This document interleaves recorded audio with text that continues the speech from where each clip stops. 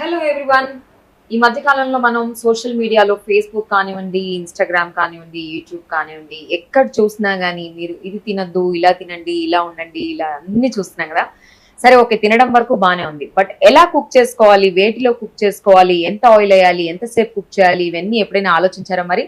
So ఇవన్నీ మనతో మాట్లాడడానికి న్యూట్రిషనిస్ట్ ఆశ్రిత గారు మనతో పాటు ఉన్నారు ఈ రోజు. హలో ఆశ్రిత, హౌ ఆర్ యూ? హాయ్ అండి, welcome fine. To our show. Thank you. So first of all, అసలు మొత్తం సోషల్ మీడియా ఇలా ఓపెన్ చేయగానే మొత్తం ఫుడ్ గురించి చాలా రిలేటెడ్ వస్తూ ఉంటాయి కదా. రైట్. మరి వెజల్స్ విషయానికి వస్తే అసలు ఎలాంటి విజువల్ అంటే, ఇప్పుడు నేను విన్నంత వరకు క్లే పాట్ అంటారు, మళ్ళీ ఆయన్ అన్నారు, తర్వాత అల్యూమినియం అన్నారు, నాన్ స్టిక్ అన్నారు, ఇలా డిఫరెంట్ డిఫరెంట్ ఉన్నాయి కదా. అసలు ఏ వెజల్ బెస్ట్, ఎలా, అసలు వాటికి ఏమన్నా ప్రోస్ అండ్ కాన్స్ ఉంటాయి, ఈచ్ అండ్ ఎవ్రీథింగ్ డిఫరెంట్ గా, ఏమంటారు? డెఫినెట్గా అండి. సో మీరు అన్నట్టు ఏమేం తినాలో అన్న దాని గురించి ఇన్ఫర్మేషన్ బాగుంది, కానీ ఎలాంటి వెజల్స్లో కుక్ చేసుకుంటున్నాం అన్నది వెరీ ఇంపార్టెంట్. ఇవాళ రేపు మనం చూస్తున్న హార్మోనల్ ఇంబ్యాలెన్సెస్ కానీ, లేకపోతే డిఫరెంట్ క్రానిక్ ఇన్ఫ్లమేటరీ డిజార్డర్స్ కానీ, వీటన్నిటికి కూడా మనం ఎలాంటి కుకింగ్ మీడియం వాడుతున్నాము, ఎలాంటి వెజల్ వాడుతున్నాము అనే దాన్ని బట్టి కూడా ఉంటుంది. ఫర్ ఎగ్జాంపుల్, ఇప్పుడు అల్యూమినియం తీసుకున్నాం అనుకోండి. అల్యూమినియంకి ఫుడ్లోకి లీచ్ అయ్యే ప్రాపర్టీస్ ఉంటాయి. సో మీరు ఎప్పుడైనా హై టెంపరేచర్స్లో కుక్ చేసినా అల్యూమినియం స్క్రేప్, జనరల్గా మనం వండేటప్పుడు ఏదైనా వేపుళ్ళు చేసినా అది మనం గరిటెతో తీసేటప్పుడు స్క్రేప్ అవుతుంది అల్యూమినియం. సో ఆ స్క్రేప్ అయిన అల్యూమినియం చిన్న చిన్నగా మన ఫుడ్లోకి లీచ్ అవ్వడం అనేది జరుగుతుంది. So that is very dangerous. దానివల్ల మనకి హార్మోనల్ ఇంబ్యాలెన్సెస్ రావచ్చు, లివర్ టాక్సిసిటీ కూడా పెరుగుతుంది. ఎందుకంటే ఇవన్నీ unwanted metals in the body. So వీటి అకౌంట్ పెరిగిన కొద్దీ మనకి లివర్ బర్డెన్ పడుతుంది. సో అక్కడ డీటాక్సిఫికేషన్ ఇష్యూస్ వస్తాయి. సో అందుకని అల్యూమినియంకి it's not a good medium to cook. So ఎప్పుడు కూడా అల్యూమినియం వెజల్స్ కుకింగ్కి వాడకూడదు, మనం అవాయిడ్ చేయడం బెటర్, కంప్లీట్గా అవాయిడ్ చేయాలి. అల్యూమినియం అంటే ఈ వైట్ వెజల్స్ వస్తూ ఉంటాయి కదా, సో అవి అసలు అవాయిడ్ చేయాలి. Coming to non stick, second dangerous metal for cooking. So non stick కూడా అదే ఇష్యూ, రకరకాలు వస్తున్నాయి అందులో, టెఫ్లాన్ కోటెడ్ అని, అనోడైజ్డ్ అని. But anything end of the day అది కూడా స్క్రేపింగ్ జరుగుతుంది. So once your non stick start scraping, అది కూడా ఫుడ్లోకి లీచ్ అయ్యేది. హై టెంపరేచర్స్లో నాన్ స్టిక్ ఎలిమెంట్స్ కూడా ఫుడ్లో కనిపిస్తాయి. So non stick is also a big no for cooking. తర్వాత ఐరన్ అనేది ఎప్పటి నుంచో మనకి పాతకాలం నుంచి వస్తుంది. సో ఐరన్ కొన్ని ఫుడ్ కుకింగ్కి బెటరే, కానీ ఐరన్లో మనం పులుపు అది కుక్ చేసుకోలేము. సో ఐరన్కి వచ్చే డిసడ్వాంటేజ్ అదొకటే. But iron tawa for making dosa or roti, iron is a very good medium for cooking. దాని తర్వాత మీకు ఇంకా బ్రాస్ కూడా వస్తాయి. So brass is all thick bottomed. So brass to some extent, again బ్రాస్లో కూడా మనకి ఏంటంటే పులుపు వండుకోలేము. సో పులుపు లేనివి టమాటాలు కానీ, చింతపండు కానీ, ఇలాంటి లేనివి ఏమైనా ఉంటే brass is also a good vessel to use. ఇంకొక గుడ్ వెజల్ వచ్చి స్టోన్. ఇది వరకు వాడేవాళ్ళు రాతి చిప్ప అని. So stone is also a very good. కాకపోతే ఆ స్టోన్ ఎక్కడి నుంచి ఎక్వైర్ చేస్తున్నారు అన్నది మనం ఎక్కువగా వింటున్నా నేను. Right, stone vessels. కాకపోతే they take so much of gas cooking కాబట్టి, సో గ్యాస్ ఎక్కువ ఖర్చు అవుతుంది స్టోన్ వెజల్ మీద కుక్ చేసుకుంటే. But it is a good vessel to use. Stone కాకుండా ఇంకా మనకి సిరమిక్ వస్తుంది. సిరమిక్ అండ్ క్లే పాట్స్ వస్తాయి. వీటితో మనం చాలా జాగ్రత్తగా ఉండాల్సింది ఏంటంటే, సిరమిక్ ఎంత పాలిష్డ్గా ఉంది అంటే దానికి లెడ్ కోటింగ్ వేస్తారు to make it more shiny and brighter. Same goes with the clay pot as well. Clay pot కూడా షైనీగా కనిపించడానికి లెడ్ కోటింగ్ ఉంటుంది. ఈ లెడ్ మళ్ళీ ఫుడ్లోకి లీచ్ అవుతుంది. సో సిరమిక్లో లెడ్ కంటామినేషన్ ఒకటి చూసుకోవాలి. ఎంత పాలిష్డ్గా ఉంది, the more shiner it is, more lead contamination. Clay కూడా సాయిల్ ఎక్కడి నుంచి తీసుకుంటున్నారు అన్నది వెరీ ఇంపార్టెంట్. మీరు చూస్తే ఇవాళ రేపు రివర్స్ అన్నీ పొల్యూటెడే. ఆల్ సీ అంటే వాటర్ మీడియంస్ అన్నీ కూడా పొల్యూట్ అయి ఉన్నాయి, రివర్స్, సీస్. సో మనకి సాయిల్ కూడా మనకి రివర్ బెడ్స్ మించే దొరుకుతూ ఉంటుంది. సో ఎలాంటి సాయిల్ వాడుతున్నాము అనేది వెరీ వెరీ ఇంపార్టెంట్, బికాజ్ అందులో మనకి హెవీ మెటల్ కంటామినేషన్ చాలా ఎక్కువ ఉంటుంది. సో ఇన్ని కనుక్కోవడం కంటే క్లే అండ్ సెరమిక్ నేను అవాయిడ్ చేయమని చెప్తాను. ఓకే. దెన్ నెక్స్ట్ వర్షన్ వచ్చేసి stainless steel. This is the best version of cooking. మనకి ఇప్పుడు సర్జికల్ స్టీల్ వెజల్స్ వస్తున్నాయి, and thick bottomed stainless steel కూడా వస్తున్నాయి, ట్రైప్లే స్టెయిన్లెస్ స్టీల్ వస్తున్నాయి. So these are the good options మనకి కుకింగ్ కి, ఇవి మంచి సో ఆప్షన్స్. అన్నిట్లో ది బెస్ట్ ఏంటంటే స్టెయిన్లెస్ స్టీల్. ఓకే. సో ఇంకోటి ఆయిల్స్ గురించి కూడా ఈ మధ్య కాలంలో ఇది వాడచ్చు, ఇది వాడకూడదని రకరకాల అడ్వర్టైజ్మెంట్స్ కూడా వస్తూ ఉంటాయి కదా. సన్ఫ్లవర్ ఆయిల్ అని, ఇంకోటి ఏంటి గ్రౌండ్ నట్ ఆయిల్ అని చెప్పి ఇలా డిఫరెంట్ ఉన్నాయి. సో ఈ ఆయిల్స్ లో కూడా మరి ది బెస్ట్ ఏంటి? అది కూడా ఈ స్టీల్ వెసల్ లో యూజ్ చేయడానికి అన్న సపరేట్ ఆయిల్ ఎలా ఉంటుందా? యా, సో ఆయిల్స్ విషయానికి వస్తే కుకింగ్ మీడియంలో ఎప్పుడు కూడా మనము జనరల్ ఇండియన్ కుకింగ్ అంతా కూడా మనకి హై టెంపరేచర్స్లోనే కుక్ చేస్తాం.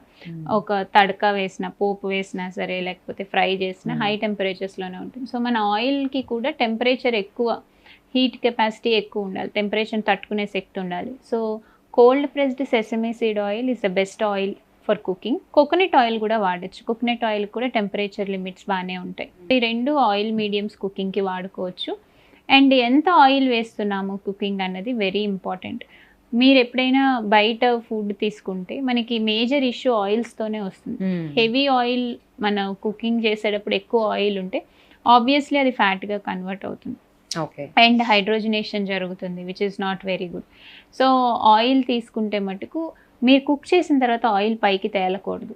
సో అది ఒక చాలా మంది కుక్ చేసిన తర్వాత ఆయిల్ పైనకి ఇలా కనిపిస్తూ ఉంటే ఎగ్జాక్ట్లీ అది బాగా కుక్ అయిందనో లేకపోతే టేస్టీగా ఉంటుందనో వాళ్ళు చూపిస్తూ ఉంటారు. రైట్. ఆ టేస్ట్ ఆయిల్ తోనే వస్తుంది అంటారు, but that's not a good way of cooking. ఎప్పుడైనా మీరు కుక్ చేశాక ఆయిల్ బయటికి తేలకూడదు. అప్పుడు మీరు కరెక్ట్ అమౌంట్ ఆఫ్ ఆయిల్ వేసినట్టు. నెక్స్ట్ ఎంతవరకు కుక్ చేస్తున్నాం అన్నది కూడా ఇంపార్టెంట్.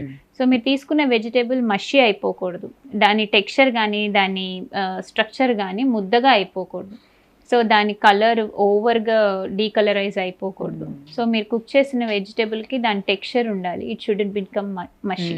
చాలా మంది ఏంటంటే అది మొత్తం మెత్తగా అయిపోయేలాగా దాన్ని కుక్ చేసేస్తారు. ఓవర్ కుకింగ్ అసలు మంచిది కాదు, ఎందుకంటే వైటమిన్ లాస్ ఉంటుంది.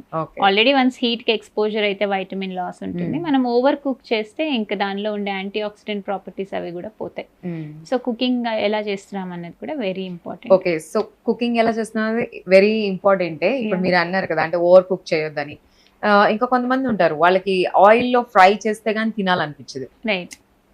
అసలు అది ఒక పార్ట్ ఆఫ్ వాళ్ళ లంచ్ డిన్నర్ లో ఏదో ఒకటి ఉంటుంది. సో ఇది ఎంతవరకు కరెక్ట్? స్టీమ్ కరెక్టా, బాయిల్ కరెక్టా, ఆయిల్ ఫ్రై కరెక్టా, ఎలాగా చేసుకోవచ్చు? రైట్. సో ఫస్ట్ డెఫినెట్ గా నో చెప్పేది డీప్ ఫ్రైయింగ్ కి. ఎందుకంటే ఏ ఫుడ్ అయినా డీప్ ఫ్రై చేస్తే దానిలో హైడ్రోజనేషన్ జరిగి ఆయిల్స్ మనకి ఇన్ఫ్లమేషన్ క్రియేట్ చేస్తాయి బాడీలో. అది first thing. So no deep fry at all to any age of any age group. So వాళ్ళు డీప్ ఫ్రై ఒకవేళ అలా క్రిస్పీగా తినాలనుకుంటే ఎయిర్ ఫ్రై చేసుకోవచ్చు. Air frying is much better than deep frying. And ఒకసారి ఆయిల్ అదే వేడెక్కింది అంటే హైడ్రోజనేషన్ స్టార్ట్ అయిపోతుంది, ఫ్రీ రాడికల్ రిలీజ్, ఇన్ఫ్లమేషన్ ఇవన్నీ క్రియేట్ అవుతూ ఉంటాయి. దాంతోపాటు గ్లైకేషన్ ఎండ్ ప్రోడక్ట్స్ అని రిలీజ్ అవుతాయి. ఈ గ్లైకేషన్ ఎండ్ ప్రోడక్ట్స్ తొందరగా ఏజ్ చేసేస్తాయి. క్యాన్సర్ కాజింగ్ కూడా ఈ గ్లైకేషన్ ఎండ్ ప్రోడక్ట్స్ వల్ల వస్తుంది. సో కాబట్టి ఎప్పుడు కూడా మనం డీప్ ఫ్రై చేయకూడదు. అండ్ కమింగ్ టు సాటేయింగ్, అంటే జనరల్గా మనం కూరలు కుక్ చేసుకుంటాం కదా, చాలామంది ఏం చేస్తారంటే కూరని ప్రెషర్ కుక్ చేసేస్తారు. ఇప్పుడు బీన్స్ కానీ గోరుచిక్కుడుకాయలు కానీ అట్లాంటివి ఏం చేస్తారంటే ప్రెషర్ కుక్ చేసేస్తారు. అలా చేయడం వల్ల ఏంటంటే న్యూట్రియంట్ లాస్ ఉంటుంది. అట్లా ప్రెషర్ కుక్ చేయకుండా సాటే చేసుకుంటే బెటర్. సాటే కూడా కొంచెం వాటర్ యాడ్ చేసి స్టీమ్ క్రియేట్ చేయండి లోపల. సో అట్లా సాటే చేసుకుంటే ఇందాక మనం అనుకున్నట్టు వెజిటబుల్ యొక్క టెక్స్చరు స్ట్రక్చరు మారదు అండ్ ఇంటాక్ట్ ఉంటాయి న్యూట్రియంట్స్ కూడా. సో ఎప్పుడు కూడా మనం ప్రెషర్ కుక్ చేసేసి దాన్ని పోపుకు వేయడం చాలా తప్పు. ఎప్పుడైనా సరే మీరు పోపు వేసుకున్నాక దానిలో వెజిటబుల్ వేసి కొన్ని వాటర్ యాడ్ చేసి మూత పెట్టేయండి. This is the best way. So మీకు ఒకసారి స్టీమ్ బయటికి రావడం మొదలెట్టాక when you switch off the stove, కండెన్సేషన్కి మీకు ఆటోమేటిక్గా వెజిటబుల్ కుక్ అయిపోతుంది. అంతేగాని ఓవర్ కుక్ చేయకూడదు. So sauteing and steam cooking are the best methods. కొన్నిటికి అంటే ఇప్పుడు నాన్ వెజ్ ఉందనుకోండి, ఫిష్ కానీ చికెన్ కానీ, ఇవి గ్రిల్ చేసుకుంటే మంచిది. అది కూడా గ్రిల్లింగ్ కూడా బ్లాక్ కలర్ చార్ వచ్చింది అంటే it causes again releases cancer causing elements. So మీరు గ్రిల్ చేసుకునేటప్పుడు లైట్గా రోస్ట్ అవ్వాలి కానీ బ్లాక్ చార్ రాకూడదు, బర్న్ అవ్వకూడదు. బేసికలీ ఫుడ్ బర్న్ అయింది అంటే క్యాన్సర్ కాజింగ్ ఎలిమెంట్స్ రిలీజ్ అవుతున్నట్టే. సో కాబట్టి బర్న్ ఫుడ్ ఎప్పుడు మంచిది కాదు. Roasting is fine, grilling and roasting light brown colour వచ్చేలా రోస్ట్ చేసుకుంటే that is much better. And ఇంకోటి ఈ మధ్య ఇప్పుడు కపుల్స్ అందరు ఫుల్ బిజీ ఉంటున్నారు వాళ్ళ జాబ్స్ వల్ల. కొంతమంది ఏం చేస్తున్నారంటే, అది నేను లైవ్ చూసాను కాబట్టి అడుగుతున్నాను నేను, మొత్తం మండే టు ఫ్రైడే వాళ్ళు ఏమేమి చేసుకోవాలో అది ఆల్రెడీ కుక్ చేసేసుకొని రెఫ్రిజిరేటర్లో పెట్టేస్తున్నారు. అండ్ జస్ట్ ఆ బాక్స్ పైన మండే ఇది, ట్యూస్డే ఇది అని అవి తీసుకెళ్తున్నారు కదా. అది ఎంతవరకు కరెక్ట్? అంటే ఓకే, టైం సేవింగ్ అదంతా బాగానే ఉంది కానీ, బట్ అది కరెక్టా?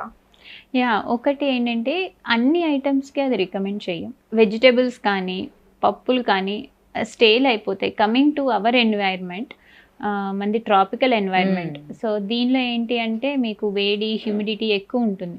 సో ఎక్కువసేపు స్టోరేజ్ అయినా స్టేల్ అవుతాయి. కానీ one good thing with this kind of storage is for rice. Rice అన్నది ఇప్పుడు రీసెర్చ్ కూడా వచ్చింది. మనం 12 hours కనుక దాన్ని రిఫ్రిజిరేట్ చేసి దాని తర్వాత బయటికి తీసి రీహీట్ చేసుకుని తింటే, రీహీట్ కూడా హై హీట్ చేయకూడదు, జస్ట్ అది వార్మ్ అయ్యేలాగా వేడి చేసుకుని తీసుకుంటే దానిలో రెసిస్టెన్స్ స్టార్చ్ బిల్డప్ అయ్యి గుడ్ ఫర్ డయాబెటిక్ పీపుల్ అనేది ఒక రీసెర్చ్.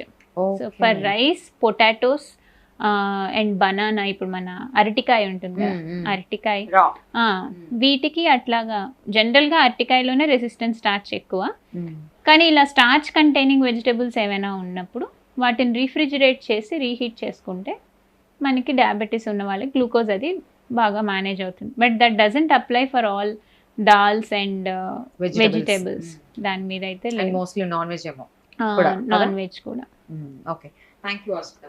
సో విన్నారు కదండి, అంటే తప్పకుండా మీరు స్టెయిన్లెస్ స్టీల్ ఇవే వాడండి. అండ్ ఏ ఆయిల్స్ వాడాలి, వెజిటబుల్స్ అస్సలు ఫ్రై చేసుకోవద్దు అంటున్నారు. అండ్ అట్లీస్ట్ స్టీమ్ అయినా పర్లేదు కానీ ఫ్రై మాత్రం అస్సలు తినొద్దు అని అంటున్నారు.